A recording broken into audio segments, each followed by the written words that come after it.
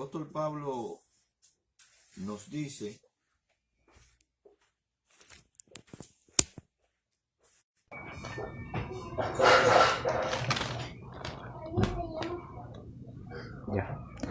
lo que el apóstol Pablo nos está diciendo, hermano, es que Dios no va a revelar sus secretos, no va a revelar lo que al hombre natural no ha llegado a su conciencia o a su corazón, a su mente, a su intelecto. Dios se lo va a revelar a sus hijos. Lo que trata de decir es que los ojos y los oídos y los corazones naturales de los hombres no pueden conocer o comprender la sabiduría de Dios. Pero lo bueno de todo esto entonces es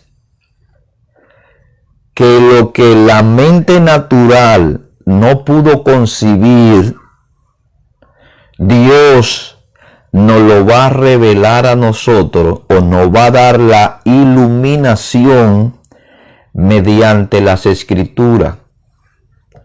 De ahí la importancia, hermano, y el énfasis que nosotros hacemos de que usted escudriñe, como dice Juan 5:39, el Señor Jesús, las escrituras. Yo me asombro, hermano, cada vez que tomo un pasaje bíblico, porque me veo las enormes riquezas en el contenido de la palabra de Dios. Ese es un mundo sin fin. Cuántas aplicaciones, cuántas reflexiones, cuántas exhortaciones hay en un solo verso de la palabra de Dios. Y a eso que el Señor se refiere cuando esas cosas Él las revela para gloria nuestra.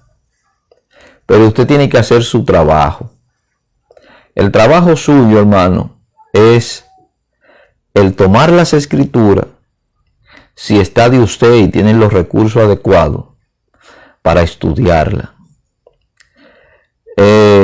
Lastimosamente, la Biblia no fue escrita en el lenguaje nuestro, de ahí la importancia de que nosotros tengamos que ir a los idiomas originales para poder comprender o poder ampliar nuestros horizontes en cuanto al conocimiento de la palabra de Dios.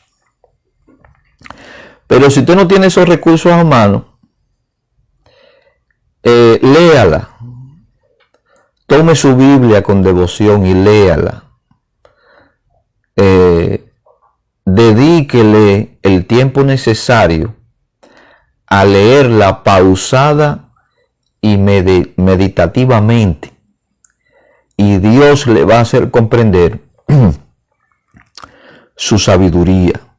Dios le va a dar entendimiento de muchas cosas que probablemente usted esté ajeno y no esté disfrutando de ella. Eso es lo que el apóstol Pablo nos dice. Voy a reiterar, hermano, que si usted tiene una capacidad secular, tiene una profesión, tiene una instrucción secular, eso le va a servir mucho y le va a dar una mejor dotación para la comprensión de la palabra de Dios. Acuérdese que el saber leer correctamente, darle la acentuación correcta a la palabra de Dios, tener ciertas nociones de aspectos gramaticales, nos van a poder ayudar o nos van a ayudar a entender mejor la palabra de Dios. Inclusive nos van a dar más conocimiento en cuanto a poder expresarnos de la forma correcta. Trate de instruirse lo más que usted pueda.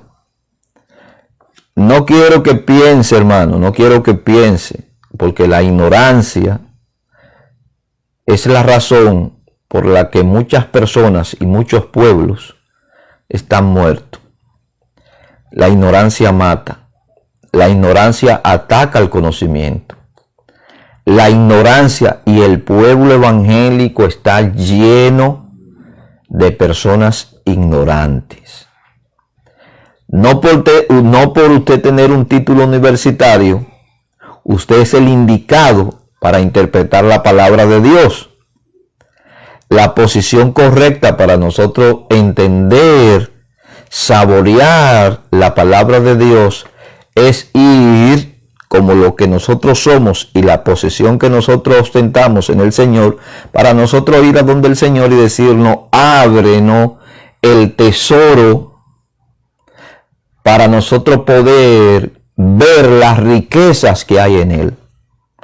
Y el abrirnos el tesoro es darnos la capacidad y el entendimiento para poder entender su palabra. Usted puede estar en un estado de grado intelectual o usted puede estar en un estado de completa ignorancia. Y Dios va a ver la disposición y la intención y la forma en que usted se acerca a su presencia para escuchar o leer el pensamiento de Dios plasmado en las Escrituras. Entonces, una actitud correcta nos va a abrir la puerta para poder entender las Escrituras. Pero siempre voy a hacer el énfasis, hermano, que debemos prepararnos lo más que nosotros podamos para poder brindar un servicio mucho mejor.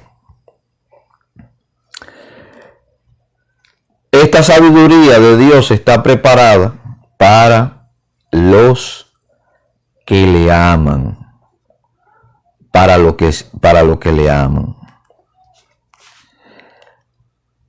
El plan de salvación establecido por Dios, que es básicamente la sabiduría de Dios, le era de conocido a aquellos que estaban juzgando al Señor Jesús.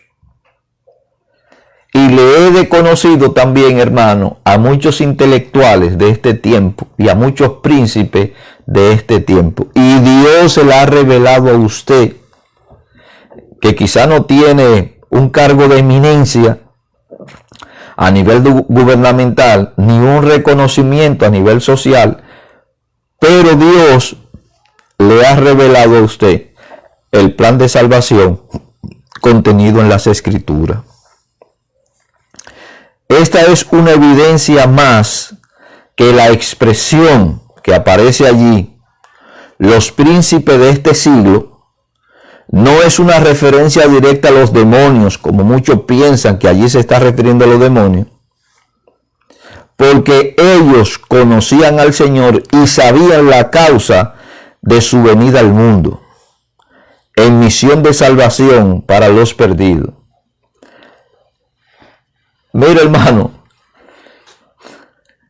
muchas veces nosotros pensamos y decimos que los demonios fueron los que llevaron a Cristo al sacrificio. Eso es un error. Cristo vino para ser sacrificado por el hombre. Cristo vino para tomar el lugar del hombre. Y allí los demonios no tuvieron nada que ver. Lo que jugó un papel determinante en la crucifixión del Señor fue la ignorancia voluntaria de los hombres. De los hombres. Y eso nosotros lo vamos a ver un poquito más adelante.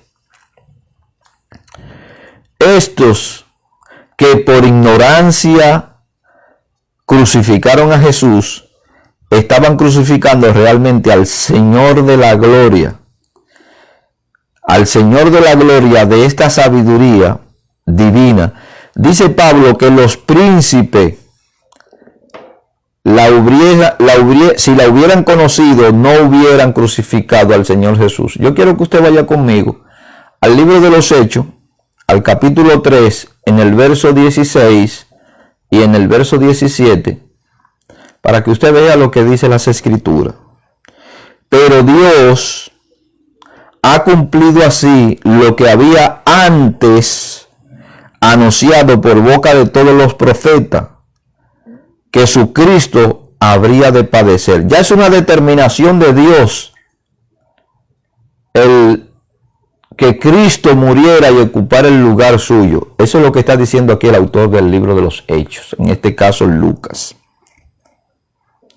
Pero Dios ha cumplido así lo que había antes, mas ahora, hermano, sé que por ignorancia, el verso 17, perdón, le he leído el verso 18, en el verso 17 dice, mas ahora, hermano, sé que por ignorancia lo habéis hecho, como también vuestros gobernantes. Aquí Lucas está afirmando categóricamente, hermano, que la ignorancia voluntaria a la que yo me he estado refiriendo, precisamente arropó a los gobernantes, en este caso a Pilato, y también a los principales por parte de los judíos, ya sean a los sacerdotes, a los escribas, a los fariseos, a todo este conglomerado que unieron esfuerzo en su ignorancia para crucificar y dar muerte al Señor. Pero Dios ha cumplido así lo que antes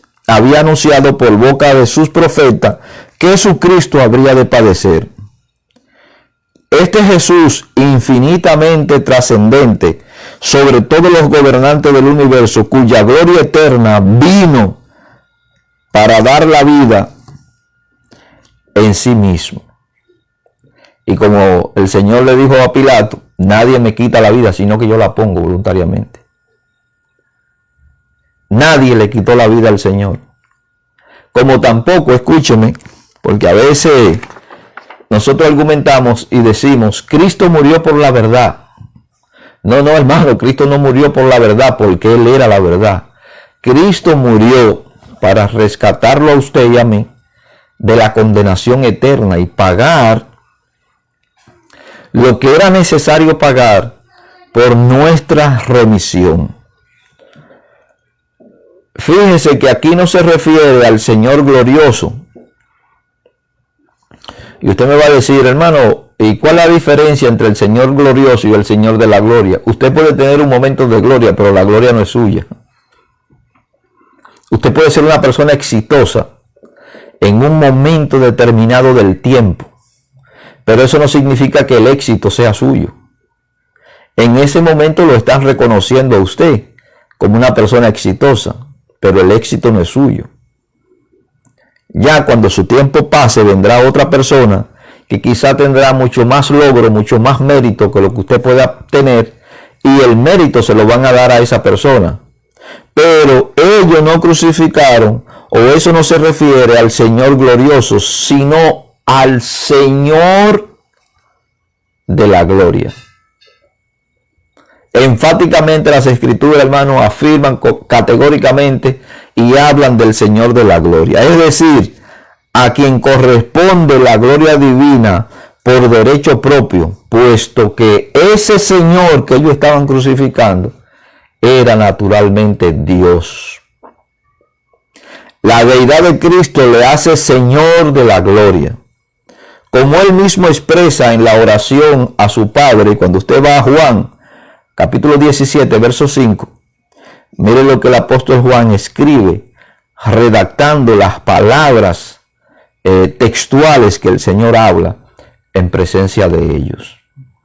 Juan 17:5 dice, ahora pues, Padre, glorifícame tú al lado tuyo, con aquella gloria que tuve contigo antes de la fundación del mundo, o antes que el mundo fuese.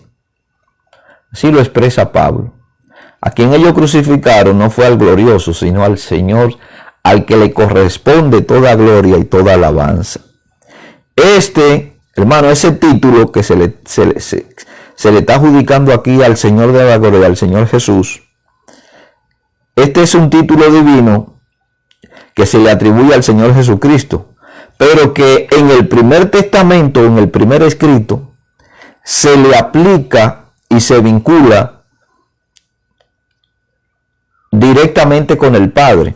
Vaya conmigo por un momento al libro de los Salmos, en el capítulo 24, verso 10, para que usted vea cómo David, en uno de sus salmos, hace una pregunta, pero también se responde a sí mismo, porque tiene la revelación del Señor para poder contestar con la sabiduría necesaria y darle la aplicación necesaria y explicación necesaria para que nosotros podamos entender. En el Salmo capítulo 24, verso 10 dice: ¿quién es ese Rey de Gloria? Esa es la pregunta que David plantea allí. Entonces, él responde y dice: Jehová de los ejércitos, Él es el Rey de la Gloria. Él es el Rey de la Gloria. Y sigue luego de la misma manera en el Segundo Testamento o Nuevo Testamento. En Hechos 7:2 dice: y él dijo: varones hermanos y padres, oíd, el Dios de la gloria.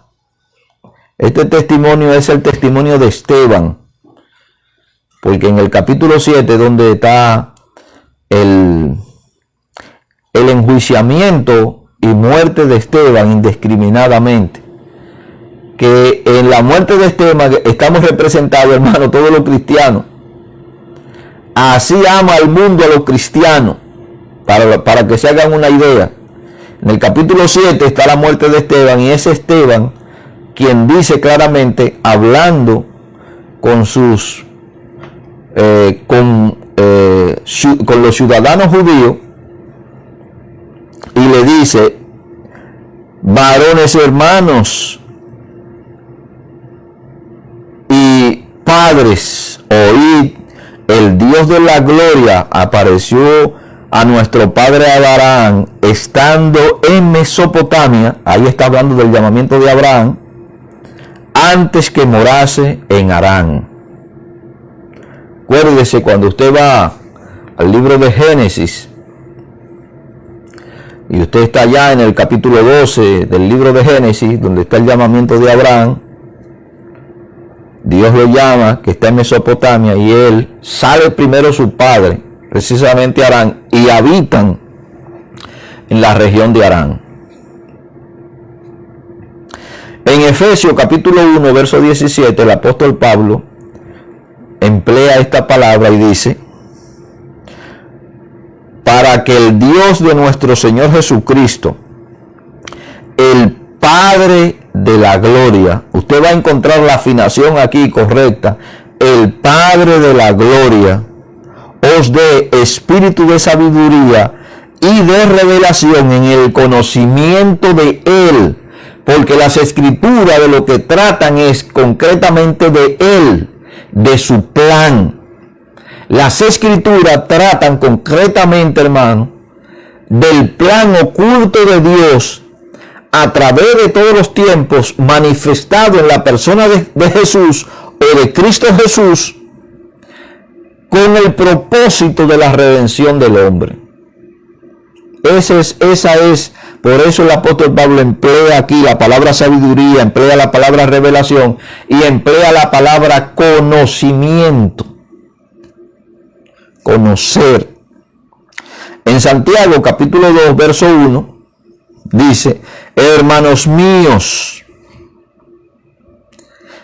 que nuestra fe en nuestro glorioso Señor Jesucristo sea sin acepción de personas. Aquí se emplea el término glorioso, de gloria, no de un momento de gloria, sino de gloria eterna, porque a Él sea toda la gloria y la alabanza que el pueblo pueda pronunciar. Y si el pueblo no la pronuncia, de todas formas es de Él, porque usted no tiene nada y el hombre no tiene nada en sí mismo. La persona crucificada, hermano, era Dios mismo, naturalmente distinguiendo que para poder hacerlo el Señor se hizo hombre Dios no podía venir como lo que Él es y morir por los hombres, porque el sacrificio no llenaba los requisitos necesarios. Acuérdese que cuando usted lee allá la historia de Noemí y de Ruth, aparece Boaz, que es el pariente redentor. Entonces aquí Dios toma forma de hombre como pariente redentor del hombre para poder pagar el precio adecuado y correcto por el ser humano. Y es lo que Juan dice en el capítulo 1, verso 14 del Evangelio de Juan. Y aquel verbo, aquella palabra, que el verbo significa acción o movimiento en la oración, esa palabra fue hecha carne. Esa palabra que usted encuentra allá, por eso dice, en el principio era el verbo y el verbo era con Dios y el verbo era Dios. Quiere decir que Dios estaba creando por el poder de su palabra. Y la palabra expresa lo que usted es. Dios estaba expresando en su poder creador lo que Él es. Toda la majestuosidad de Dios estaban siendo, hermano, ejecutada en ese principio de la creación. Y eso es lo que dice aquí. No era que Cristo estaba en el principio allá. No es eso, hermano. Sino que la palabra de Dios, la palabra que Dios estaba diciendo, que implica en acción y movimiento, ese poder creador de Dios, esa esencia de Dios manifestada en el libro de Génesis, esa misma esencia fue la que tomó forma de hombre, se encarnó. Y eso es lo que Juan está diciendo aquí. Y aquel verbo fue hecho carne y habitó entre nosotros. Esa palabra se hizo carne y habitó entre nosotros. Y vimos su gloria, gloria como el unigénito del Padre, único. No hay dos como Jesús. Por eso cuando Pablo hace la exposición y se refiere a Adán, habla de Cristo como espíritu vivificante. El primer Adán era hombre, era carne. El segundo Adán, o alma viviente, y el segundo Adán, espíritu vivificante. Porque en ese cuerpo estaba contenido, como dice el apóstol Pablo en Filipenses y en Colosenses, toda la deidad de Dios estaba contenida ahí. Lea Filipenses capítulo 2 y el libro de Colosenses para que usted se dé cuenta de cómo Pablo hace su exposición y dice que no estimó el ser igual a Dios como cosa que aferrarse, sino que se despojó a sí mismo, tomando la condición de siervo, hecho semejante a nosotros. Y cuando usted lee el libro de los Hebreos en el capítulo 2, dice que Jesús fue creado menor que los ángeles. ¿Y que fue probado en todo? Menor que los ángeles, ¿por qué, hermano? Porque tenía que pagar el precio exacto, el valor exacto por el hombre. No podía venir un... Esa es la famosa pregunta que hace Isaías allá. ¿A quién enviaron? ¿Quién irá? Isaías responde, envíame a mí. No es que el Señor tiene una conversación allá, no, hermano. Es que tenía que venir Dios mismo, como lo dice Isaías en el capítulo 35. Cuando Él venga, Él va a poner a los ciegos, a los mudos y a los leprosos. Pero ¿quién va a venir? Va a venir el mismo Jehová que nosotros conocemos en el primer testamento. Es el mismo que se manifiesta en la persona de Jesús. Por eso Pablo hace esa exposición, y cuando dice en 2 de Timoteo capítulo 3 verso 16, Dios fue manifestado en carne. Dios, categóricamente Pablo lo dice, Dios fue manifestado en carne. Y esa parte ya nosotros la hemos explicado con respecto cuando hablamos de los términos misterio que aparecen en la Biblia, que ya no hay ningún misterio en la Biblia, porque el misterio que estaba oculto, hermano, desde la fundación o antes de la creación del mundo, era la encarnación de Dios, cosa que los profetas del primer testamento no entendieron, pese a lo que dice Pedro, que ellos indagaron diligentemente en qué tiempo y qué persona habría de manifestarse. Esa es la importancia, hermano, de nosotros buscar la sabiduría de Dios, de indagar la sabiduría de Dios. Si aquello, sin los recursos que nosotros tenemos, que no lo poseían ellos indagaron qué persona y qué tiempo. Ahora usted, cuanto más que tienen el canon completo de las Escrituras, toda la revelación de Dios está expuesta ahí. Toda la sabiduría de Dios con respecto al trazo de su plan y las medidas que habría de tomar están ahí en las Escrituras. No para que usted esté buscando otra revelación, hermano, ya no va a haber más revelación. Aquí hay personas, hermano, que son tan soñadores que sueñan más que José. Son tan especulativos que no pueden cerrar los ojos porque ya Dios le está mostrando, Dios le está enseñando. Están viendo cosas en el infierno, en el cielo. Desde 1985, cuando María Cristina Ferreira salió con su famosa revelación de que el Señor la llevó al infierno, de ahí, hermano, todo el mundo está viendo cosas estrambóticas. Ya lo que nosotros necesitamos saber está plasmado en las Escrituras, y no deje volar su imaginación, porque ya Dios se lo sirvió a usted en Cristo en bandeja de plata para que usted pueda entenderlo. Ahora, yo sé que dentro del pueblo del Señor, hermano, hay demasiados vagos, y es más fácil usted ser un soñador y un vendedor de sueños que ser un investigador. Por eso dice el libro de Eclesiastés, en el capítulo 10 del libro de Eclesiastés, hermano, que en los libros hay muchos pesares. En leer muchos libros hay muchos pesares. ¿Por qué? Porque cuesta recurso económico, cuesta tiempo, cuesta hacer un hábito, cuesta. Entonces es más fácil usted venir y abrir su boca, como se predicaba o se enseñaba antes, abre tu boca que Dios te la llenará. Dios no se la puede llenar a menos que usted sea un fiel investigador de su palabra. Dios no le puede dar su conocimiento a un vago. Dios no puede depositar, hermano, en un recipiente sin fondo. No puede depositar nada porque automáticamente se va a derramar. Y la corriente, hermano, que ha movido o se ha movido durante mucho tiempo es precisamente esta corriente de ignorancia, que piensan que Dios tú abres la boca. Sí, hermano, el Señor le dijo a los discípulos, cuando ustedes lo lleven ante el concilio, no se preocupen por lo que ustedes van a decir o por lo que ustedes van a hablar, porque en ese momento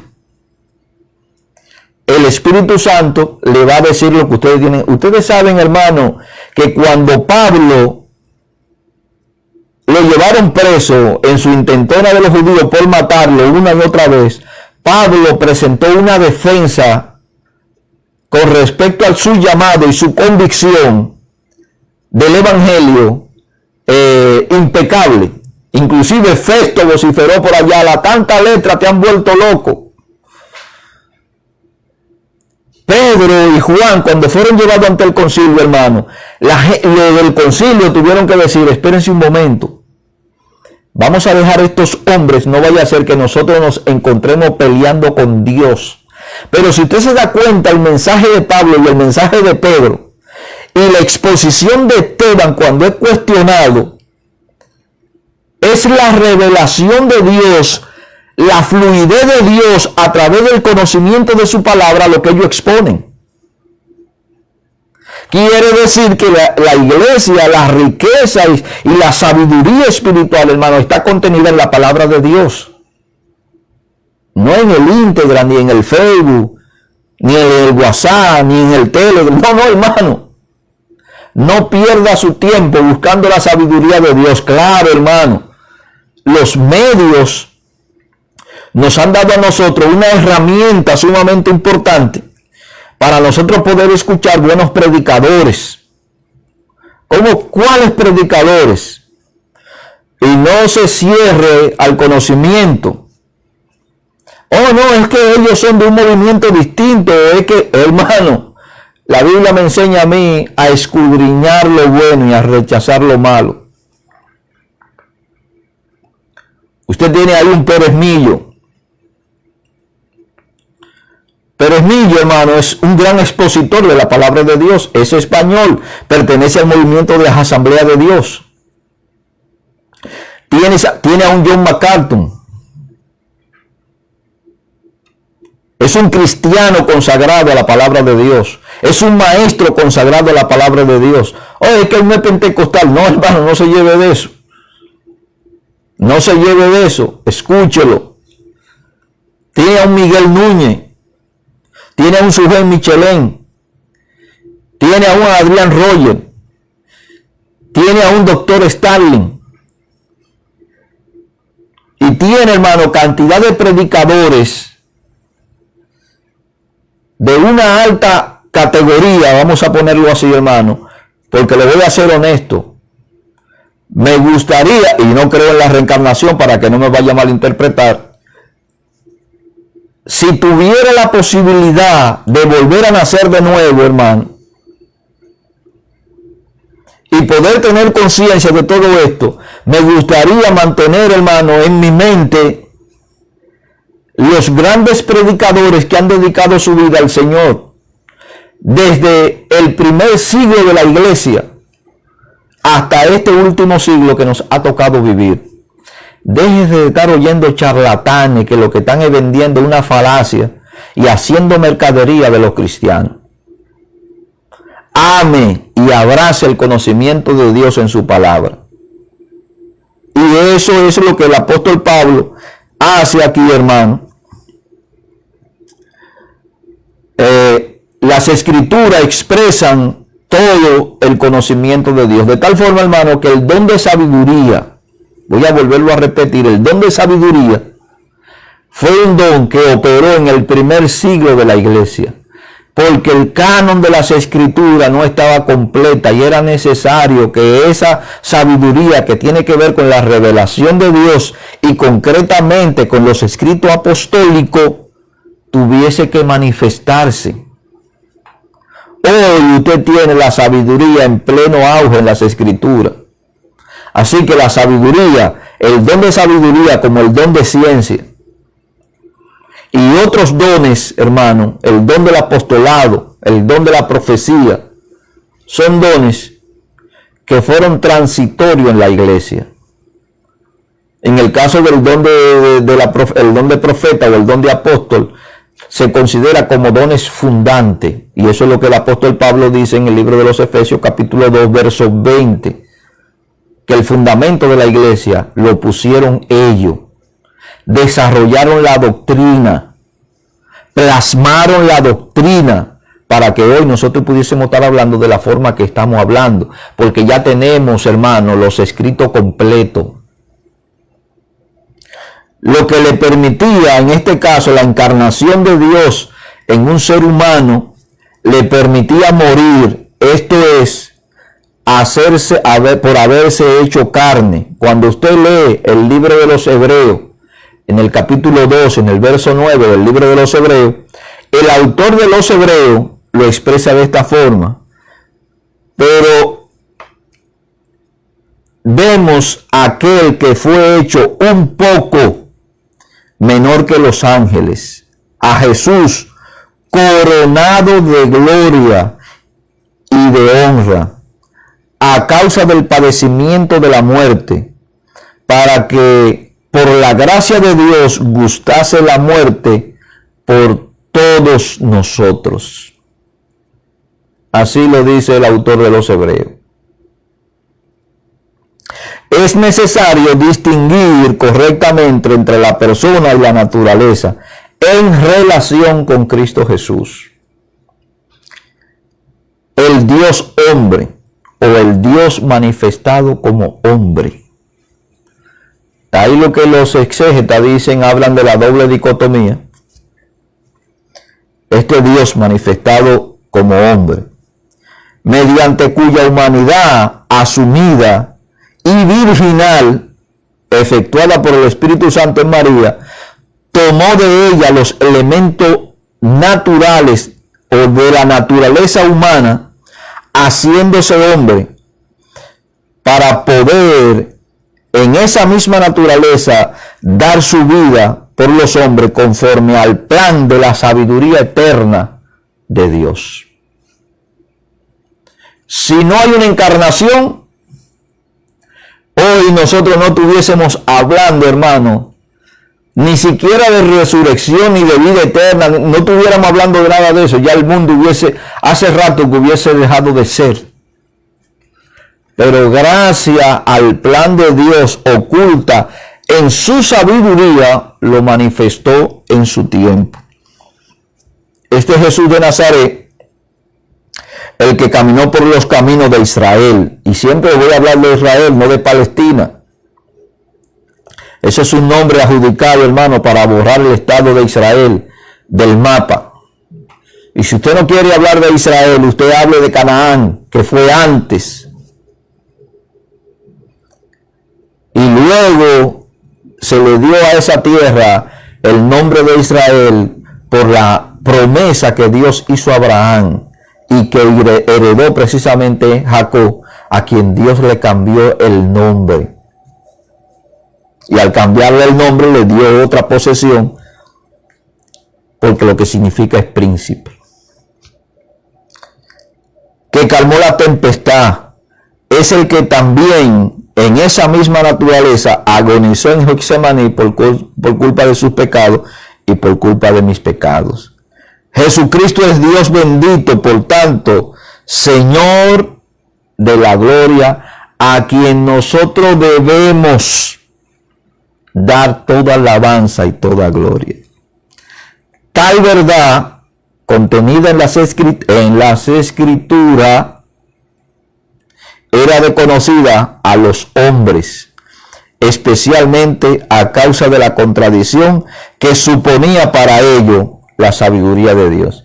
La sabiduría de Dios, hermano, siempre ha estado en contradicción con el razonamiento del hombre.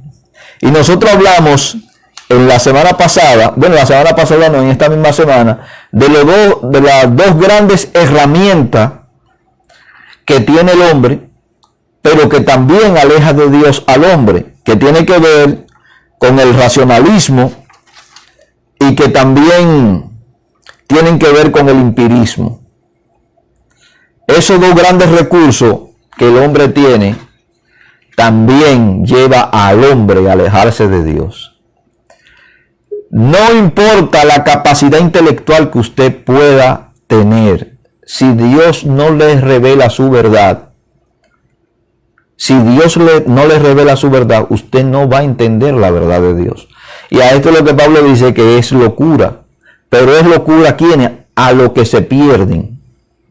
El evangelio es una locura, pero es para los que se pierden. No para los que han entendido el manantial inagotable de sabiduría que Dios tiene para sus hijos en las Sagradas Escrituras. Pídale a Dios sabiduría, pero también busque la sabiduría porque usted la tiene en la mano. Todo el que porta una Biblia tiene, hermano, esos dos hermosos testamentos, esos dos hermosos escritos que se compenetran en uno. Y el uno habla de una historia y el otro confirma la misma historia. El uno habla en símbolos y el otro revela los símbolos. Hace ver las imágenes como están, como son, para que nosotros podamos entenderla. Esa es la verdad de Dios. Tal verdad, hermano, era desconocida para los hombres de aquel entonces, porque la sabiduría de Dios crea un estado de confusión, no porque en ella haya confusión, sino porque Dios la da a revelar a quien Él quiere, cuando Él quiere y donde Él quiere. No es del que quiere ni del que corre, sino del que Dios tiene misericordia en todos los campos de la salvación. El que está en tiniebla no puede venir a Cristo si Dios no le llama, y eso ya lo vimos. Y como lo dice el Señor, si el Padre no te llama, tú no puedes venir a mí. Tiene que llamarte el Padre para que tú vengas. Usted puede tener el mayor deseo de ser, y créame que a sus hijos Dios le va a poner ese querer y ese hacer en amor por su palabra. Aquellos gobernantes en ignorancia voluntaria, y hoy tenemos mucha gente, hermano, dentro de la iglesia en ignorancia voluntaria, porque no quieren ni siquiera leer la Biblia. No quieren, hermano, cuando en la iglesia se habla, o en los templos se habla, o se habla de oración, o se habla de estudio bíblico, usted ve las iglesias vacías, o los templos lo ve vacíos. Pero si usted habla de un concierto, o habla como se le llama, mal empleado, un culto de avivamiento, como le dicen, es un culto de cántico, hermano, donde vas a cantar. Si hay algo que puede avivar y dar vida a los hombres muertos en tiniebla, es la palabra de Dios. Y es lo que la Biblia a nosotros nos enseña. Usted quiere hablar de un avivamiento, léase el libro de Esdras y léase el libro de Nehemías para que usted vea qué fue lo que provocó en esa gran nación judía el avivamiento. De donde hoy nosotros sacamos las iglesias. Claro, el término iglesia no se aplica allí, se aplica el término congregación, porque todo el pueblo se congregó a escuchar la lectura y la explicación de los escritos sagrados. Y usted ve a Esdras, es donde primera vez nosotros vemos en el libro de Esdras que se levanta un púlpito, una plataforma para tener mayor dominio del auditorio, por así decirlo, tener una mejor visualización por el pueblo y tener, en aquellos tiempos, hermano, no habían megáfono como nosotros lo tenemos hoy. Quiere decir que tenía que hablar de una parte alta para que la brisa pueda expandir la voz y la gente pudiera escuchar. Y eso creó en el corazón de los hombres, el escuchar la palabra de Dios creó en los corazones de los hombres una disposición por hacer. A eso sí yo le llamo avivamiento. ¿Usted quiere saber del avivamiento? Léase el libro de Esdras y el libro de Nehemías para que usted vea el cambio que hizo la palabra de Dios en esos oyentes. Ahora, como nosotros solemos decir, o se suele decir en la actualidad, el culto de avivamiento, porque se va a cantar, se van a avivar las emociones, se van a poner ahora a punta las emociones. Ahí no hay sueño, hermano, ahí no hay cansancio. Pero cuando se habla de oración o se habla de estudio bíblico, ay, eso, imagínense. Claro, yo entiendo que si el que le va a dar un estudio bíblico no tiene la destreza y los elementos necesarios para poderlo nutrir, indudablemente eso le va a dar a usted un poco de fatiga. De tal forma que le hago el llamado a los maestros a que, hermanos, investiguen y prepárense bien para que lleven un alimento adecuado y la gente pueda irse nutrido por la palabra de Dios. Bien, mis hermanos, Dios me le bendiga rica y abundantemente. Damos gracias al Señor porque nos ha permitido llegar hasta aquí. Lamentamos que la transmisión se escuchara un poquito mal, pero ya estamos trabajando en eso. Así que, mis hermanos, Dios me le bendiga y Dios me le guarde. Será hasta mañana que seguiremos con el tema Vivir para Dios. Hoy tratamos, seguimos incursionando en el don de la sabiduría. Ya será hasta el miércoles y sábado. Estaremos hablando del don de la sabiduría hasta agotar este tema, y luego entonces pasamos al don de ciencia para poder incursionar en este don. Dios me le bendiga y Dios me le guarde en el nombre poderoso del Señor Jesús.